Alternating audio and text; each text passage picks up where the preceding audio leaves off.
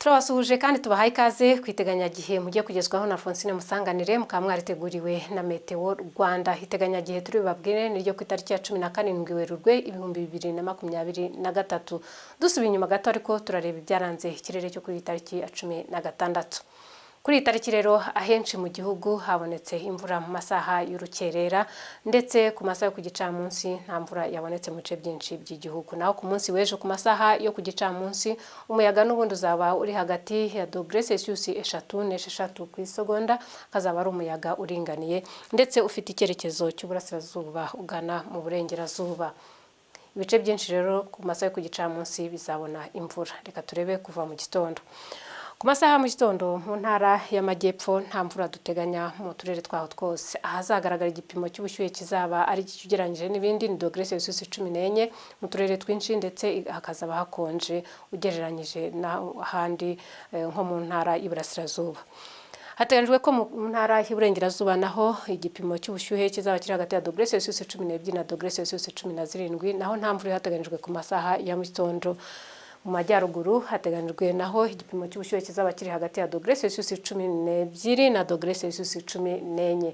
Muri iyi ntara naho nta mvura ihateganyijwe ku masaha ya mu gitondo. Ejo rero ku masaha ya mu gitondo akarere ka Gicumbi ndetse na ka Nyabihu nitwo turere tuzaba dukonje ugereranyije n'utundi tw'igihugu. Mu burasirazuba naho nta mvura duteganya ku masaha ya mu gitondo mu turere twaho twose. Akarere ka Rwamagana, aka Kirehe ndetse n'aka Nyagatare nitwo turere tuzaba dukonje ugereranyije n'utundi turere tw'iyi ntara. Hateganyijwe ko umujyi wa Kigali uzaba uri ku gipimo cya °C 16 ndetse hateganyijwe ko naho nta mvura izahagwa ku masaha ya mu gitondo. Ku gicamunsi rero imvura irateganyijwe ndetse izaba irimo inkuba. Iyi mvura rero ikaba iteganijwe mu turere twose tw'intara y'amajyepfo ndetse n'uturere tw'intara y'Iburengerazuba natwo iyi mvura ikaba iteganijwe. Muri izi ntara zose aho igipimo cy'ubushyuhe kizaba kiri hejuru kurusha ahandi ni °C 26 zizaboneka mu karere ka Kamonyi ndetse na ka Rusizi.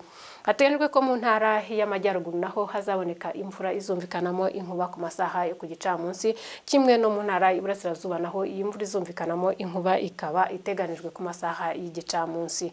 Mu Burasirazuba rero Nyagatare izaba ishyushye ugereranyije n'ahandi nubwo hazagwa imvura kuko hazagera kuri °C 28. Umujyi wa Kigali uteganyijwemo °C 27 ndetse nawo ukazabona imvura izumvikanamo inkuba. Dukomeze turebe n'indi minsi iri imbere uko ikirere kizaba giteganijwe.